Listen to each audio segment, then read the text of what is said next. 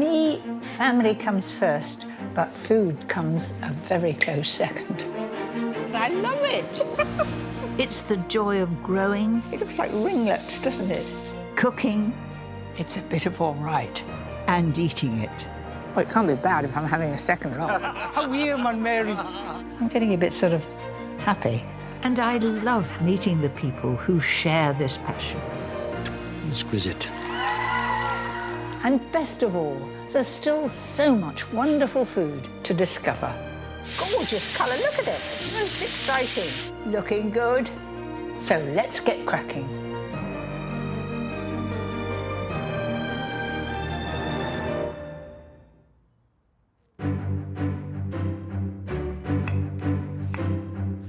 I was brought up to be frugal, so I love to make the most of every ingredient. We're on a budget today. I have 4 delicious recipes that prove watching the pennies doesn't mean sacrificing on flavour. A sausage Filo swirl, which is so much fun to make. A mouth-watering cut of steak that won't break the bank. And a beloved pudding that makes the most of humble ingredients. But first, a sumptuous dish with a cheeky twist. This is spaghetti courgette with crab. Absolutely delicious. I'm using tinned crab. It's half the price of fresh crab. A little luxury that'll go a long way. And you can have it on the shelf and make it on the spur of the moment. What also lifts this dish is mixing courgettes with spaghetti. And I'm going to spiralise them. Now just look at that. It's quite fun to do, isn't it? So. It will make it much lighter to eat, and they're in season from June to October, so even cheaper then. So that's just about it. The sauce couldn't be simpler. 1 sliced banana shallot in plenty of oil. Be generous. I love the smell of the olive oil coming up. Then I'm going to add 2 cloves of garlic and then 1 red chilli, finely chopped. Right, that's just had a few moments. Then in goes the courgette. It looks like ringlets, doesn't it? I've got the heat right up. Use 2 spoons. Make sure that it's well mixed in. Add a few more glugs of olive oil, season, then it's time for the star ingredient. The drained weight of this white crab is just over 100 grams. And in that goes. It smells so inviting and ready for the cooked spaghetti. Well drained, drop that in. That bright green looks good. I love the final flourishes that bring the sauce to life. Chopped dill and lemon juice will add piquancy to make it sing. It smells like a visit to Italy and a wonderful aroma. This was very inexpensive to make, but it has a touch of luxury about it because all these bright colours, all these ingredients are evenly mixed in and you want to serve it right now, so I'm getting on with the job. I'm not going to waste anything.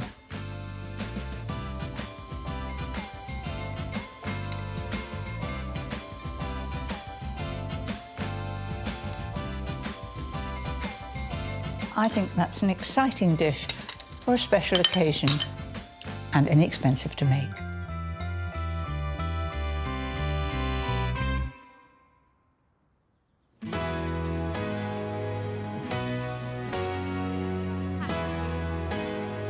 If there's someone who knows a thing or two about cooking on a shoestring, it's school chef Holly Charnock. What are you having, Izzy? Pasta? Joe, what are you having? Would you like some cheese? Pasta. Holly's genius at making the budget stretch was rewarded when she won School Chef of the Year in 2020. top tips for cooking budget food is to cook from fresh, to get creative. Also, once you've used stuff, if you don't use it all up, pop it in the freezer. Bring it out for next time. There'll be no wastage then. Today, Holly and team are recreating a version of her winning dishes for the 240 students. It's braised beef pasta. So it's exactly the same as what I used inside the tortellini for the competition dish. What we'll do is we'll cook this through and then we'll mix it through the pasta once the pasta's cooked. And a beetroot chocolate brownie with banana ice cream. It's fancy, isn't it? It does look delicious. Can't wait.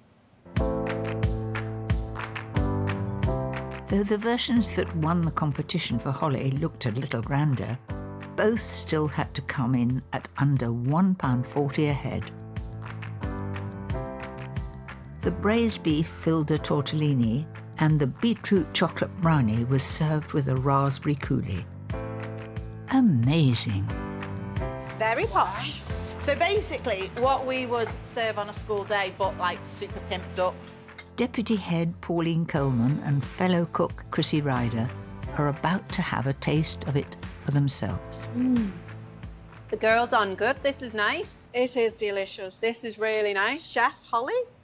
Chef Holly. Do we have to call you something posh now? No, we just bow down every time we say it. Time for the real taste test as the children arrive for lunch. What are you all having for pudding? Chocolate brownie, fruit. Chocolate and ice cream. Holly's got an unbelievably high percentage of children that stay for school dinners. I think it's something like 85%. Now, normally it's around about 50%. So I think the main feedback from parents is that we get more and more children staying for school dinners. What will they make of Holly's winning combinations? Would you like some cheese? Some parmesan? Yeah? I personally despise cheese. But she put I really don't like it at all. But she put just a tiny sprinkle of cheese on it and I ate it all. And those beetroot chocolate brownies.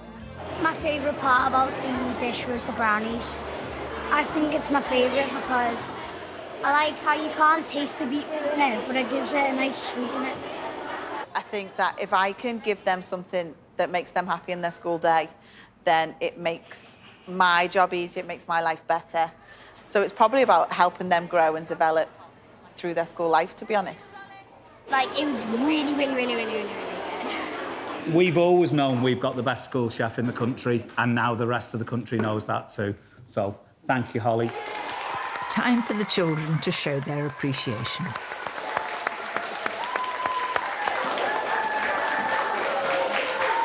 How cute are they?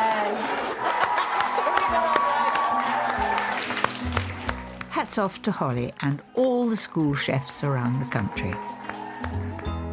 I think they'd approve of my next dish, a delicious sausage and spinach Filo swirl. It's a bit like a Cumberland sausage, which is like that, but with a coat on of Filo. Start off by sautéing one sliced leek in butter, then add some baby spinach. And just wilt it. There we are. And now 1 clove of garlic pressed, and then keep turning it. If you're growing spinach at home, the best one to have is perpetual spinach, and it grows on. The more you pick, the more it comes. Look at that spinach. It was right to the top of the pan, and with wilting, it's gone right down. Remove the meat of 6 pork sausages from their skins and mix into the cooled spinach. This is a really frugal recipe because it's making 6 sausages much more into a special meal at very little cost. Now to give it its all-important wrapping. With Filo pastry, a little goes a long way, which is ideal when keeping the costs down. So I'm going to take 4 sheets off. I'm going to take the ones that are left, and I should think there are about 8 or 9, and I'm going to re-wrap that and put it straight back in the freezer because I don't want to waste it. I love this bit. Using melted butter, brush the joining edges of the 4 sheets so they form a metre-long length. If you don't put butter, it will crack as you roll it up. Mind you, it cracks anyway a little bit, but that all adds to its charm. Then simply line the edge of the pastry with the sausage and spinach mixture.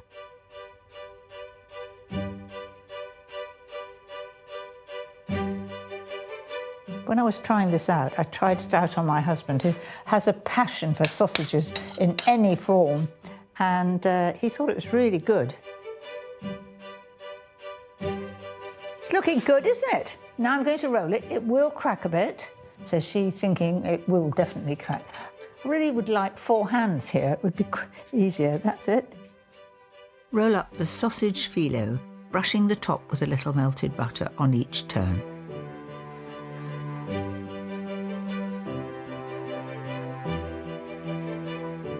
And it's ready to cook. If you take the tin that you make a Victoria sponge in and you just lightly butter that inside and then butter the top like that. So get hold of this firmly, drop it in, push it round. That's it. It's quite fun, but it's nerve-wracking when you do it for the first time. Now that went in quite easily, but sometimes it cracks all along. Don't be perturbed by that, because it doesn't matter a bit. A final brush of butter, and then sprinkle with some sesame seeds to give it extra crunch. Like that. That goes into the middle of a 200 fan oven for about 40 minutes. It will come out beautifully golden and ready to serve to a hungry family. I knew you were going to ask, is it done underneath? Well, look at that. Not bad.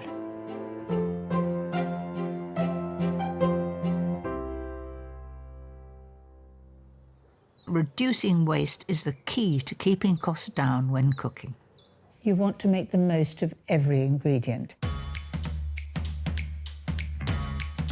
Nuts are expensive, but here's how to keep them fresh for longer. Nuts are high in fat and oils, and if you try to keep them in a cupboard, they go rancid very quickly. If sealed in an airtight container and kept in the freezer, ground nuts will be fine for a year and whole nuts for up to 2 years. Leftover stale bread can be made into breadcrumbs. I can remember doing this in the early days, grating it, which was jolly difficult. And also kept in the freezer for up to 2 months. If you buy mushrooms that are covered in plastic, first thing you do when you get home is put them into paper bags. They keep best that way.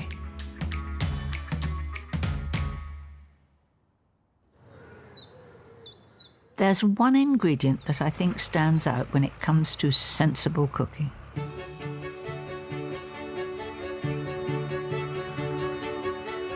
The humble egg. I'd be hard-pressed to think of an ingredient that's more useful and economical than an egg.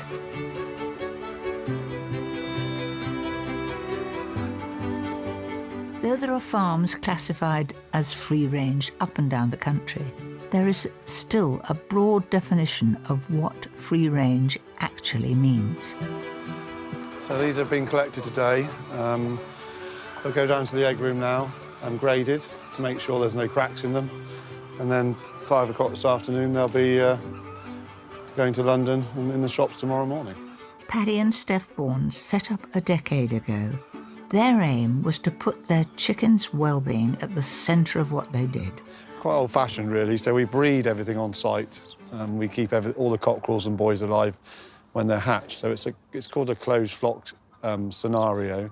And it's really done in a manner that was probably done 80, 90 years ago. We're passionate about the way we look after our animals and the way we conduct our farm. We've ended up with an amazing egg off the back of what we do. We've never set out to get a really good egg. No, we didn't, no. I mean, if we produced the worst egg in the world, it wouldn't bother me as long as the chickens were looked after. But it happens that all the little things that we've done have made a big difference. Yeah, chickens are very complex animals. I think they have to be treated and looked after with the utmost of kind of respect. You know, if you don't look after them particularly well, they won't perform very well. Paddy and Steph's chickens roam around at their leisure, only having to share with a couple of four-legged friends. This really is idyllic. Absolutely beautiful wherever you look. Lucky chickens. How did all this begin? I came to an estate in the Cotswolds and was running a chicken farm, and a lady walked in the door for her parents to buy a dozen eggs. And she walked out. Love at first sight. Love at first sight. She walked out with a dozen eggs and a husband. I mean, you know, for £1.50 at the time. Do you reckon you've got good value? I do think I've got good value, yeah. They also had their daughter, Sybil, who is already training for the hard life of a farmer. I'm gonna run the farm one day. We start at 6 in the morning and we let out all the chickens, so we go around all the sheds and check it they're OK. The chicken always lays its eggs from 7 o'clock in the morning till probably 1 o'clock in the afternoon, so that's the period. Is that true? Yeah. They actually have a given time? Yeah, they do, I yeah. never knew And they go in that. their nest boxes, don't they? Lay their eggs. So we collect all the eggs, go around the sheds continuously collecting eggs. And the actual grass, it looks so healthy.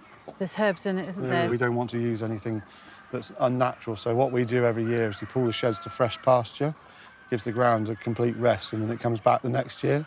It just gives for a healthier bird and a healthier environment for them. How long does a hen go on laying? We have some birds that lay for 2 years, but our pure breeds, some of them are 6 years old now. They're still going. Yeah, and yeah. still going, Yeah. And what happens to the old birds? In the last 10 years, all of our hens have been rehomed. You both look so very happy here. It's a way of life, isn't Being it? together, yeah. Love it, absolutely love it. Having a family, just kind of having those old-fashioned kind of things, you know. Where our food comes from is important, but so is being able to afford it. I've always loved my next recipe because it makes use of one of the most economical cuts of steak around. This is a steak night special, but a little bit less expensive, using Bavette steak. And it's known as the secret butcher's cut because they keep for themselves to take home. It has beautiful marbling of the fat throughout the meat, and that makes it tender and flavoursome. Steaks are easier to cook if they are the same thickness, so don't hold back. I always go back to when our son William was on a very early programme that I did, and I remember Judy Chalmers saying to him, "What do you like about making bread?" He said, "I like the thumping." And it does get it out of your system, doesn't it? That looks fairly even to me. I'm going to cook this Bavette steak very quickly on a high heat, and to give it a really good flavour, I'm going to marinate it. Some olive oil, 2 tablespoons, everybody out. Then the balsamic glaze, muscovado sugar, chopped thyme and garlic. What with the smell of garlic and thyme, it's lovely. Coat the steaks in the fragrant marinade, season, then leave for at least a couple of hours. I can get on with the most economical of veg. Piping hot roasting tin. In go 750 grams of new potatoes and 3 red onions. Salt and pepper. Those go into a 200-fan oven for about 25 minutes or until the potatoes are lightly golden. Now to concentrate on those beautifully marinated steaks. I'm going to cook these very quickly and on a very hot pan. One there, listen, sizzle, sizzle. 1 to 2 minutes each side. Look at that. They smell wonderful, and for about half the cost of sirloin or ribeye.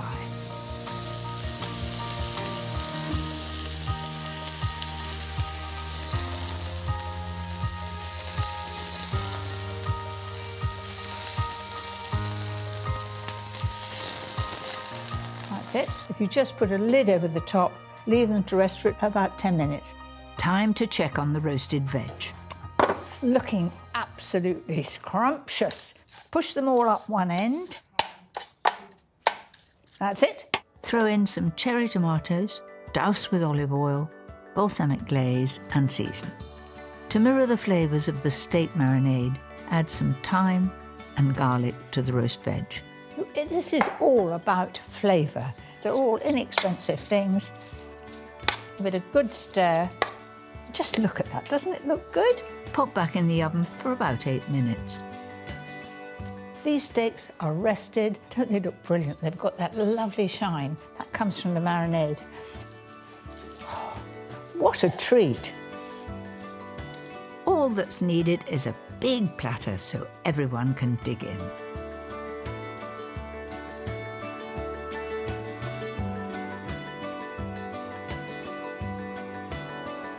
Sheer luxury, but not expensive.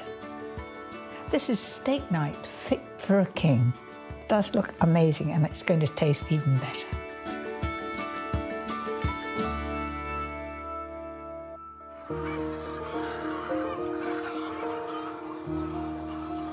The makeup of an egg is influenced by many things. The outside shell by the hen's breed. So we've got 4 breeds. We have Rhode Island Reds, which produce a normal brown egg. We have Aracanas that produce green eggs. We have Morans, which produce the dark brown eggs. And we have Arlington Whites, which produce the white eggs. And I believe the quality of an egg is affected by how the chickens are fed and treated.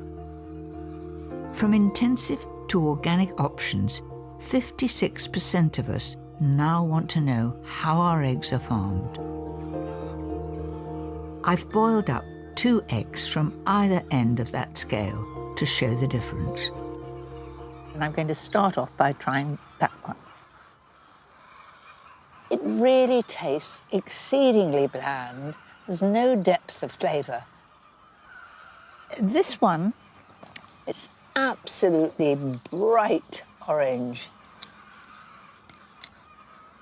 Oh, that's a total different kettle of fish. It tastes really beautiful, the sort of thing you want to wake up to on a Sunday morning. If you're making a whole meal, it's certainly, to my mind, worth the extra few pence because it tastes better. Before I leave, Sybil wants me to meet the next generation. I've never seen a grey one before. Let me have this little black one. They come out of different shells because those ones come out of brown shells and those ones come out of white shells.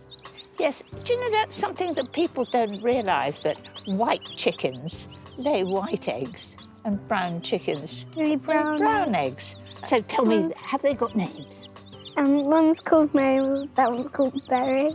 Oh, which is your favourite cake made with eggs? I like chocolate cake. Chocolate cake. Well, you can't make a chocolate cake without good eggs. And you can't make chocolate cake without chocolate. No, of course not. Of course, it is possible to make lovely cakes without eggs, but my next recipe shows how to use them to their fullest. This lemon and lime meringue pie is truly spectacular. Everybody goes, isn't it delicious? And can I have a second helping? It's just one of those puds that everybody loves, and they think it's very difficult to make. It isn't. I've made my own sweet short crust pastry, or you can buy it, and it's quite inexpensive. Use a spoon to gently create a wave along the edges. That's it. And then I'm going to prick the base with a fork. That'll stop it rising up in a balloon. So you've got to go right down so that you can see the tin underneath. Chill the pastry, then bake blind for about 15 minutes in a 180 fan oven. Then remove the beans and give it an extra 5 minutes so the case becomes super crispy. With meringue, I reckon you need something rather sharp. What makes this pudding so majestic is its lemon and lime filling. Add 30 grams of corn flour to 200 ml of cold water. Make sure every scrap goes in, otherwise I won't have a nice thick mixture. Then the zest of a lemon and a lime along with their juice. Give that a good whisk so there's no corn flour stuck in the bottom of the pan, and then onto the heat. That's beautifully thick, just as I wanted it to be. I'm going to add the sugar now and take it off the heat and add the egg yolks. So all in at once, like that, and give it a good beat. And just remember, eggs are such good value. We're only using 3 eggs in a pud that'll serve 6 or 8 people. Allow this delicious filling to cool before pouring. That just smells of lemony lime and sharpness and richness. This needs to get cold and set before piping on top. Now to the meringues. Clean bowl to start with. The egg whites must have absolutely no egg yolk in it, nice fresh eggs. I'm going to whisk it until it looks like cloud. First of all slowly and then fast. Now on full speed. Once the egg white has some volume but isn't yet holding a peak, it's time to add 175 grams of sugar. Add it little by little, always on full speed.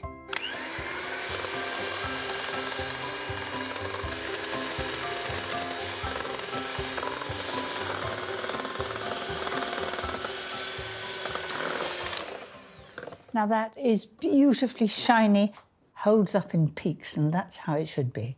Over the top of my head, very easy. I promise you, it will never fall down if you've done it properly. Perfect. Now all that's needed is to pipe it onto that luscious citrus tart.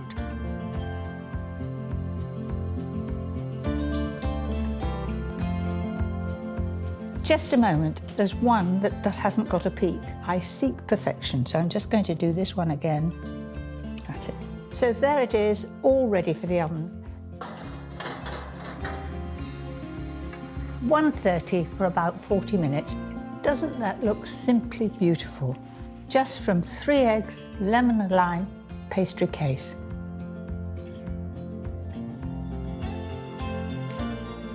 I can hear that crispy. Did you hear the crispy as it went through? It looks pretty good.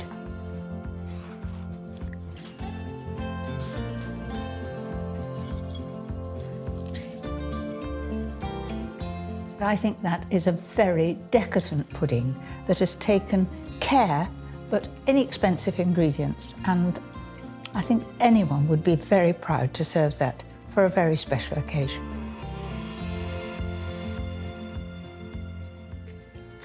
And there you have it. What better way to make the most of humble ingredients? 4 delicious recipes with an eye on some budget options. Perfect for whoever you are feeding. Enjoy.